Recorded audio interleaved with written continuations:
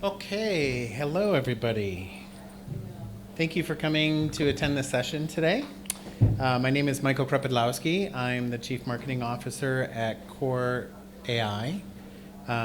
We are a conversational generative AI platform that allows companies to do some really, really great things, leveraging AI to improve experiences, whether those are for customers, employees, and also improve processes, leveraging AI across the business, the enterprise.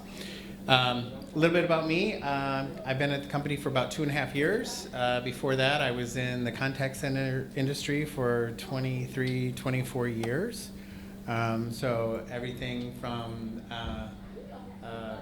premise-based ACD 6-foot tall cabinets with $65,000 cards each. Then you needed hundreds of them to build your infrastructure, to moving to the cloud, to voice over IP, all that kind of stuff. So, before that, I spent a lot of time in customer service, customer experience. So anyway, that's my background. So today, what we thought we'd talk about with you is how to navigate AI across the enterprise, and AI maturity across your business, looking at it through the lens of CX and EX. So that's what we'll talk about today. We've got some exciting examples for you. But let's just take a step back and talk about where we are in the market today, especially around AI. We know that in 2022, the world kind of exploded with generative AI, and as you see here, the McKinsey and Company group really predicted that 2023 was going to be the breakout year for AI, and they were right. Everybody was trying, everybody understood that, wow, look at the possibilities here. But there was a lot of experimentation that still goes on today, and we'll talk about that today. But they're looking at ways to work AI into functional units across the enterprise and to improve processes and experiences, like I said before, both for employees and for customers. In fact, many see this was back in 2023. Now I'm sure it's much higher that companies are already using AI, 28% using generative AI, and that's part of the board's agenda. Today, I would say that's probably double, right? I don't have a more updated stat, but we know how that's all exploded, and I'm sure all of you, as you work through your companies and what everybody's trying to do, there's a lot of use cases that are out there where companies can benefit from leveraging AI, and now particularly generative AI. And so what they predicted was pretty much spot on, right? So for the past 6 years or so, you see AI adoption, whether that was for data analysis, whether that was for helping schedule workforce management, whether that was for doing predictive analytics, whether that was for listening to recordings and pulling out things for customer service, for quality management, for compliance, all those things. There's a lot of AI adoption happening across the company, whether that was in the service side or just in the general business side. And then you see there in 2023, it really exploded with the use of generative AI, because again, it's helping companies understand, improve processes, and do things in an automated way that weren't possible before. And so we'll talk about those. So if that was all about 2023 and the explosion that happened, and as it continues into 2024. So a lot of companies are asking two big questions. Really, it's where to leverage generative AI to deliver actual business value. There's a lot of use cases out there, but are they practical? Do they really make sense for the business? Do they make sense for the customer? Even though you can do them, should you do them, and do they actually improve experiences and processes? And then how do you deploy generative AI successfully in an enterprise setting? And what does successful mean to you as a company? That's another good question, right? It could be responsible and ethical, and we need to standardize and make sure that we have, an AI policy across the organization. And then, as I said earlier, does it actually help? Does it actually improve? Does it actually bring value? And so how do you do that in a successful way across the enterprise? So here we have, an example of an AI maturity model. It's from Gartner. Right? And this is one way to look at how is your company handling or processing your AI journey. How are you implementing, and how are you bringing it into the organization? There's many other models out there. For today, I picked Gartner. So we'll take a look at this. But you see the stages here where you start at level 1, which is awareness, and then you see it ramps up all the way through transformational, where it's really part of the business DNA in a company, right? And somewhere in the middle there between active and operational is all that putting it in the labs, testing it out, making sure it's working before you actually deploy. And a lot of research shows that most of the activity, especially around generative AI and working that into use cases, is around the customer experience, the customer service side of things. But now companies are really looking at the employee experience too, for retention, to improve their work processes, make them smarter, help them do things a little bit quicker, that sort of thing, and just improve overall job satisfaction. So as we look at awareness, I think this one's probably the easiest one to understand. Everybody understands, especially after the breakout of ChatGPT and others, right, where it just really made generative AI a household name, right? People understanding what it could do. So then businesses started to ask the questions like, okay, I could use this then to improve my contact center operations for customer experience, both on the customer side and the agent side. Wow, for the agent, I could actually do some things like I could summarize data, go off and retrieve data, pre-populate things for them so they're not cutting and pasting and doing that sort of thing. That's all from a CX side. From an EX side, you could offer these desktop tools, sort of you hear companies call them co-pilots, a personal assistant on their desktop to help them find answers to questions they have, right? Help them with their job task and make things faster. So that runs alongside whatever they're doing. But part of this awareness is also really looking at and engaging stockholders in the company. Stakeholders in the company, and identifying business goals and making sure everybody's aligned. We have some of our customers, there's a healthcare customer who's identified over 550 use cases where they think they would get immediate ROI for the business and improve, right, patient experience or healthcare customer experience and the employee experience. There's another top 3 customer bank, large bank in the United States, 2,500 use cases across their organization. Right? So the awareness is there. People are understanding that there's real opportunity here, but then how do I understand how to start thinking about this and really work and do the research to understand how am I going to implement and deploy this across my company, right? It can't be just individual business units going off and building and doing their own thing. So that's part of the awareness. Then, sorry. I don't know what I just did there. Hold on one second. I didn't realize that I was in this deck, but that'll work too. So another way to look at this is also if you think about it in these buckets, right? We like to talk about these because it's really easy to understand. So how do you enable this value across the enterprise? Well, one is to look at areas of AI for service or the customer experience, as I talked about.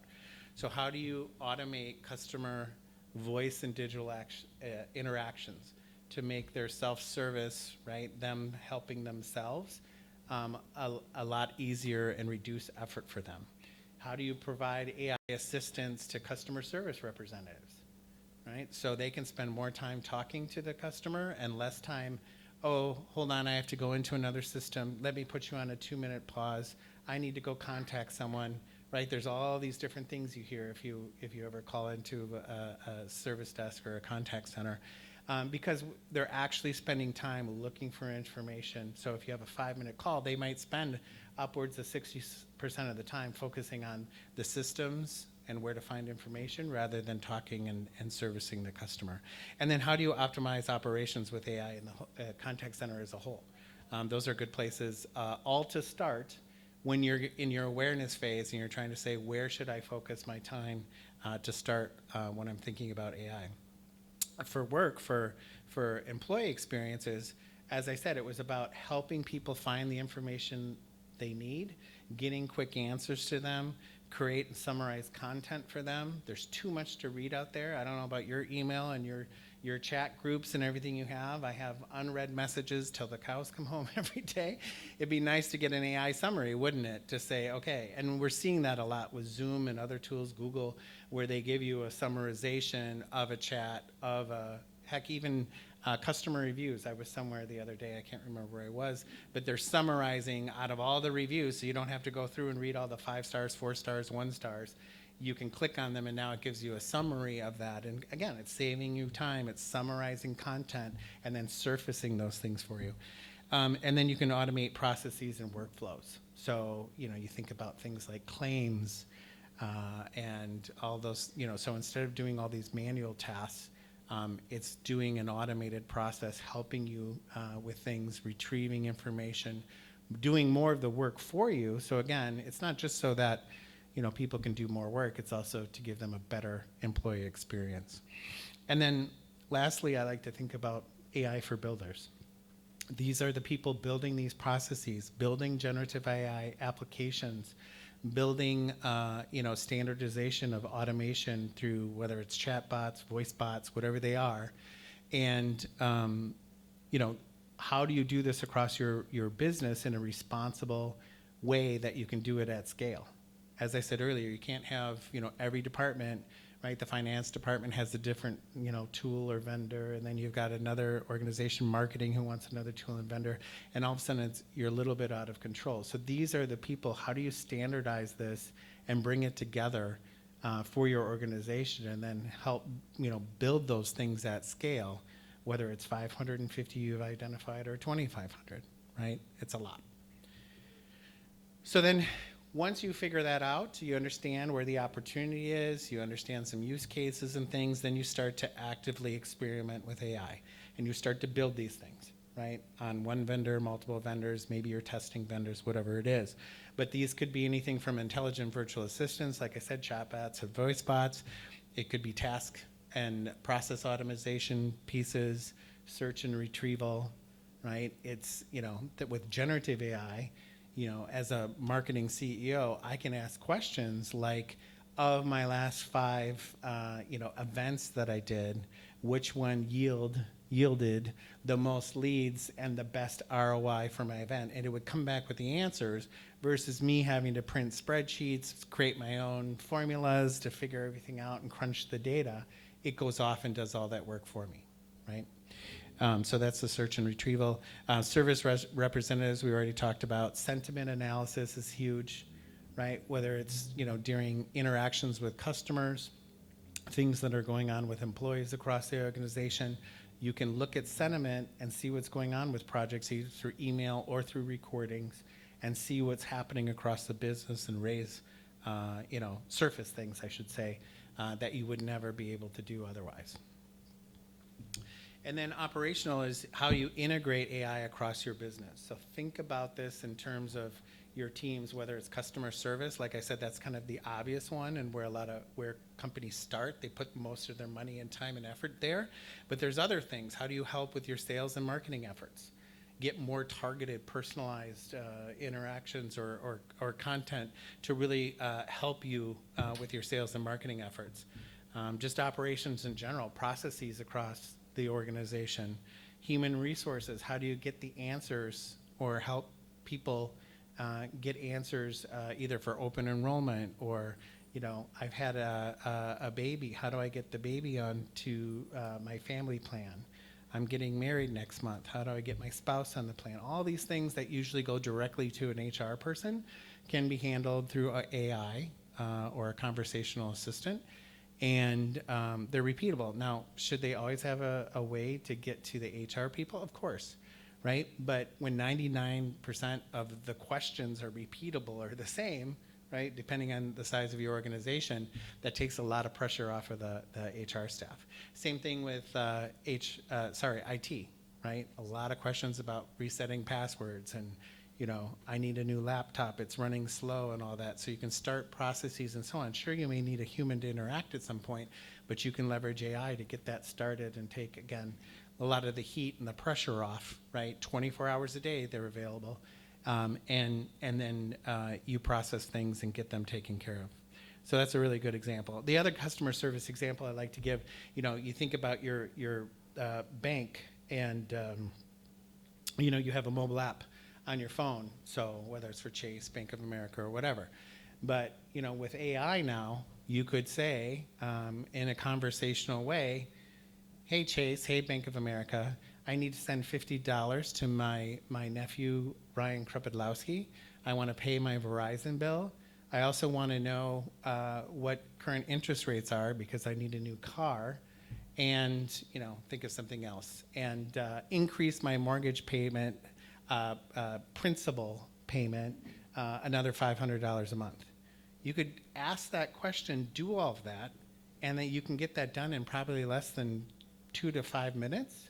Whereas if you were going to go online to your bank account or through the mobile app, you'd have to click through multiple screens, multiple dates, do all this sort of thing. Now, it's going to ask you questions along the way, but you could do it in a much more efficient way than you ever could before. So this is the impact it can have. And again, it's all about experiences and keeping people satisfied or efficient or effective in their interactions with your company, whether it's an employee or a customer. So here's some example use cases by business unit. So as you think about this, and I know it's hard to read, I didn't expect to have such a small monitor here, but I can go through some of them. But you see on the left-hand column, we've got marketing, sales, all the way down through legal, product, IT, and HR. And I was thinking about these through automating processes, generating content, summarization and analyzing documents, and then finally conduct research. And so these are some use cases in here, like for example, maybe an obvious one, but most contact centers don't have it today, is under customer service. You see post-call summary. You can automate the post-call summary just like it does with a Zoom meeting if you've had the AI summary in a Zoom, that sort of thing. And it typically gets them 98% accurate. Maybe the agent has to just tweak it a word here or there, right? And then hit send. So something that might have taken 2 to 5 minutes to recap, depending on the industry and use case, now can take under 20 seconds, and you move on, right? And there's other ones in here, right? There's inventory analysis under operations. There's win-loss analysis for sales. All of that stuff can be done in a much more efficient way. And again, it's not about making people move faster, work harder. It's to surface it so we can be more strategic in our thinking rather than doing the mundane things that take a long time to do that. So that's by business unit. Then lastly, it's getting systemic, meaning it's systemic in your organization.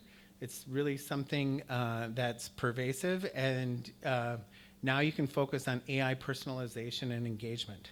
So how do you tailor interactions for customers and for employees? How do you streamline those engagements? How do you provide 24/7 support to whoever needs it, whether it's customers or employees, right? So these are the things that you think about. And again, I have some example use cases by industry. So how do you automate processes, generate content that you can leverage, summarize and analyze docs, and again, conduct research, but by retail, healthcare, travel, hospitality, and FinServ. So, obviously retail is an obvious one. How do you personalize offers, right? Based on what someone's purchased from you before, or something they might like, or it's time for an order refill, all those types of things that, can be done pretty easily, but now can be done much more efficiently with something like generative AI. Banking, how do you analyze data and understand, somebody just opened a savings account for their child, and then, you start sending them offers about when's the right time to start investing for your child's, college education, right? Somebody's got to be crunching that data all the time. So you might as well leverage AI across these different use cases to help surface these things and then put together plans, campaigns, whatever they are for them. And then lastly is transformational. This is probably, goes without saying, but this is really part of the DNA of the company now. It's something as innate as, can you imagine operating without the internet today? Right? Could you imagine deploying your whole infrastructure and not leveraging anything in the cloud, right? Most companies are like, no, I don't want to support that, work that, do all those manual upgrades, try and keep all the connectivity together. You wouldn't do that. Same thing here. At some point, we'll get to a point where this is so innate and so part of the company's DNA that you couldn't live or imagine living without all these things to help the business. So that's part of that. And then here's some great examples. Again, super hard to read, but I've got AI for service, which is the CX side of things, and the agent experience, and then AI for work. But these are all current companies of ours, top 10 cable broadband provider, or top three global bank, pharmaceutical companies, where they've been able to move the number, right? Reduce average handle time by 15%. 50% of digital automation rates. Their NLU accuracy is 94%. I'm trying to think of another one. $125 million annual target cost savings. And the point of this isn't to say, okay, yeah, this is one company who's doing it really well. There's opportunity here, and this is why this is exploding across all industries and all enterprises, is because people understand the value of putting AI to work for your business, right? And what it can do for you. So we've got, this is a QR code. If you'd like to scan this, I'll leave this up here for a little bit. But we've got a really great webinar that we did that you can watch on demand. It's called Fast Tracking AI Innovation and How to Scale Responsibly with AI Agents. And then come see us at our booth. We've got a booth here. We're at booth 230. And we'd love to talk to you about what you could be doing with AI across your business. So thank you very much. Any questions before we go? I think we're out of time, so I don't want to cut off the next people. You actually have 40 minutes. 40? 12:30 is lunch. Yeah, but I think there's a second session in here. Oh, so I'm only 20 minutes. Oh, gotcha. Yeah. I stand corrected. I'll take 40. We could talk more.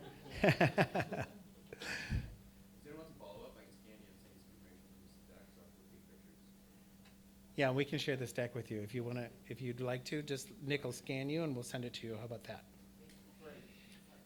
Thank you, everybody. Appreciate it.